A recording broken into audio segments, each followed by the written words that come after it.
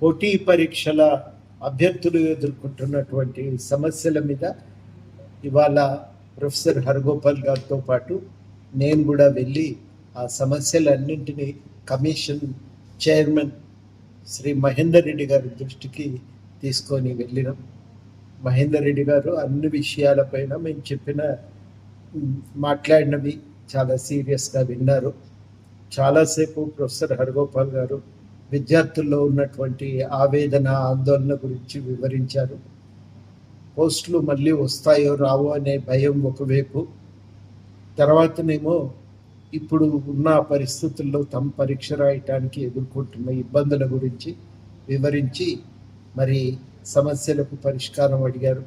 Group 1లో కొంత సంఖ్య పెంచటం, నిష్పత్తిని 1:100 పిల్లలు అడుగుతున్న విషయాన్ని చైర్మన్ గారికి వివరించారు. 1:100 ఇవ్వటానికి అవకాశాలను పరిశీలించాలని కూడా గట్టిగా కోరిండ్రు.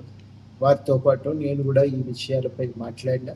అట్లాగే డిఎస్సిను గ్రూప్ 2కు మధ్యన ఎక్కువ సమయం లేనందున డిఎస్సిని కొంత వాయిదా వేయాలనేటువంటి మాట కూడా వారికి చైర్మన్ గారికి వివరించడం జరిగింది.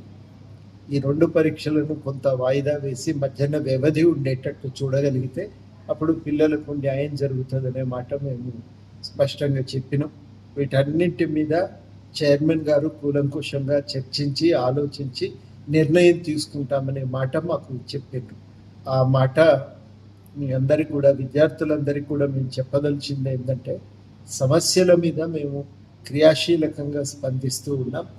సమస్యల స్వభావాన్ని బట్టి, దాని తీవ్రతను బట్టి ఎప్పటికప్పుడు దానిపై స్పందిస్తూనే ఉన్నాం. ఎక్కడ కూడా ఎవరము ఇదివరకు ఉన్నటువంటి నిరుద్యోగుల సమస్యల పట్ల ఇదివరకు ఉన్న నిబద్ధతలు తేడా లేదు. తప్పకుండా ఆ విషయాలపై మా వంతుగా మాకు తోచిన కృషి పరిష్కారానికి, నిరుద్యోగుల సమస్యల పరిష్కారానికి మాకు తోచిన కృషి మేము చేస్తూనే ఉన్నాం.